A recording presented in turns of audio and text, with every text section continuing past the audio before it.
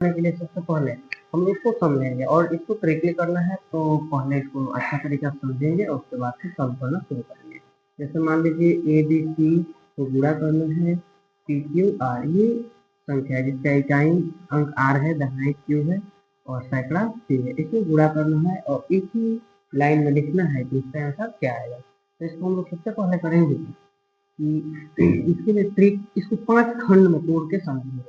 सबसे पहले इसके इकाई को इकाई से गुणा करेंगे, यानी सीधा ऐसे सी को आर से गुणा करके ठीक नीचे लिख लेंगे, ठीक है। और अगला स्टेप लेंगे, उसमें क्या करेंगे कि इकाई को दहाई वाला से गुणा करेंगे, यानी आर को बी से ऐसे क्रॉस मल्टीप्लिकेशन ऐसे, ठीक है। फिर जस्ट इसमें भी इसमें नीचे से ऊपर और नीचे से ऊपर ऐसे तिरछा गुणा करके और दोनों को जोड़ दो। जैसे ये है सी, ये बी, ये क्यू, ये आर, इन दोनों को गुणा करेंगे आपस में और जोड़ के और तब नीचे लिखेंगे, ठीक है। आगे बढ़ेंगे तो अब तीसरा स्टेप में क्या करेंगे, तीसरा स्टेप में हम लोग इकाई को सैकड़ा से, फिर इस ऊपर के इकाई को सैकड़ा से और फिर ऊपर नीचे सेम से गुणा करेंगे। जैसे इसको हम लोग लाइन के थ्रू देखें तो इसको लिखेंगे ए का गुणा करेंगे किससे, आर से, और सी का गुणा किससे करेंगे, टी से, ठीक है। इसको बढ़िया समझिएगा, उसके बाद से ही अगला जो मतलब हम लोग क्वेश्चन क्या क्या समझेंगे वो समझ में आएगा। और इसमें सीधा भी गुणा करके लिखना है, जैसे इसमें गुणा करेंगे हम लोग बी और क्यू से, ठीक है। और इस सबको गुणा करने के बाद सबको जोड़ के और नीचे लिखेंगे, ठीक है। और इसके बाद चलेंगे, ये हम लोग का फर्स्ट स्टेप था और ये सेकेंड और ये थर्ड, और हम लोग फोर्थ स्टेप पे चलेंगे तो क्या होगा उससे, जैसे उधर किए थे वैसे इधर इसके अंतिम को बीच वाले से गुणा करेंगे। जैसे इसमें करेंगे ए को गुणा करेंगे क्यू से और इसमें बी का गुणा करेंगे सी से ऐसे, ठीक है। और इसको दोनों को गुणा करके जोड़ के और नीचे लिखेंगे, ठीक है। और ये तो हमारा चौथा स्टेप हो गया।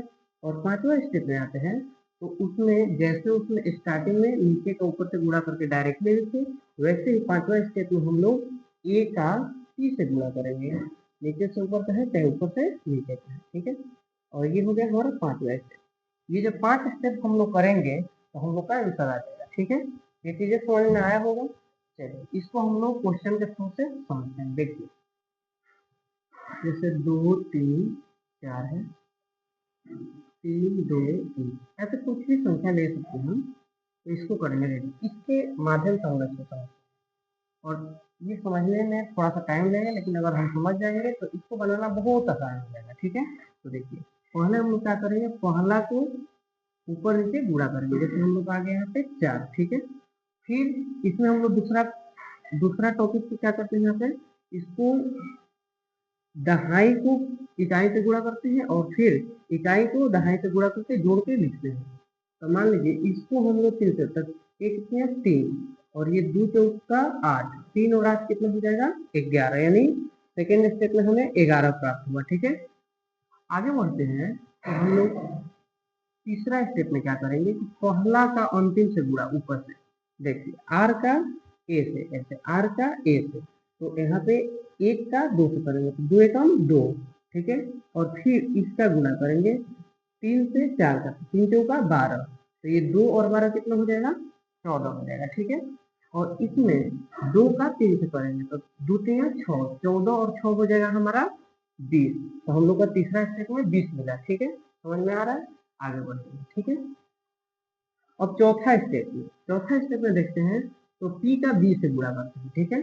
तो p का b कहने का मतलब 3 का 3 से गुणा करेंगे, 3 3 का 9, और फिर q का a से यानी 2 का 2 से, तो 3 3 का 9 और 2 दूनी 4, 9 और 4 13, ठीक है। आगे बढ़ते हैं और अंतिम में देखते हैं कि डायरेक्टली ऊपर नीचे गुणा करें। जैसे इसमें a और p का देखेंगे तो ये 2 और 3 से गुणा करेंगे तो 3 दूनी 6 होगा, ठीक है। तो ये 6 हो गए। अब इस सबको हम लोग जोड़ेंगे, ठीक है। जोड़ेंगे क्या, लिखेंगे ऐसे। तो देखिए इसमें सबका इकाई स्थान लिखते हैं, दहाई को अगले में बढ़ा देते हैं, ठीक है। ये पूरा दिख रहा होगा आप लोग को। चलिए तो ये हम सबसे पहले 4 लिखेंगे, ठीक है।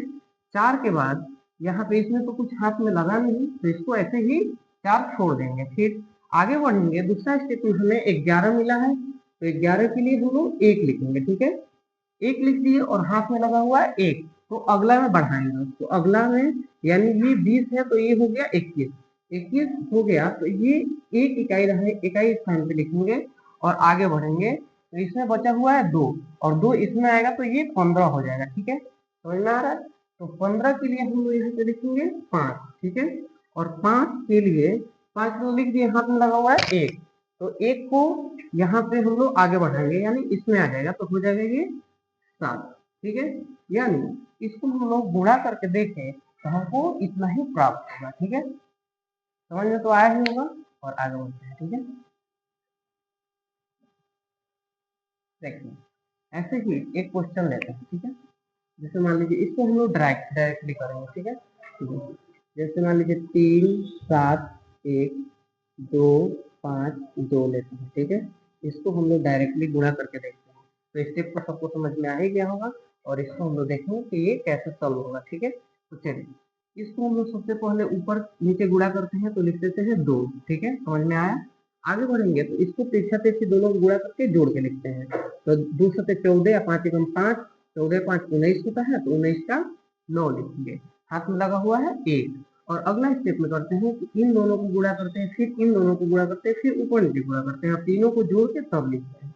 तो चलिए इसको भी करते हैं, 3 दूनी 6 और 2 एकम 2, 6 2 8, 8 और 7 बचे 35, 8 और 35 43 हो जाएगा, और 43, ठीक है, 43 होगा। इसमें कुछ लगा हुआ है, ये हाथ में लगा हुआ था 1, ठीक है, 43 और 1 44, 44 का होगा 4 और हाथ में लगेगा 4, ठीक है, 4 हाथ में लगा हुआ है। और आगे बढ़ेंगे तो हम लोग इन दोनों को गुणा करेंगे, ठीक है, 5 या 15, 15 और 7 दूनी 14, 15 और 14 हो जाएगा 29, 29 का 4 33 का 3 होगा, और हाथ में लगेगा 3, ठीक है। हाथ में जब 3 लगेगा तो इसको हम लोग यहाँ पे लिखते हैं 3, और लास्ट लास्ट जो है उसको करेंगे इन दोनों को गुणा, नहीं इन दोनों को गुणा नहीं, इन दोनों को गुणा करेंगे ऐसे, लास्ट पॉइंट ही बचा हुआ है, तो 3 दूनी 6, 6 और 3, 6 और 3 9 हो जाएगा, यानी हम लोग का ये फाइनली यही आंसर हो जाएगा, ठीक है। अगर समझ में आया है तो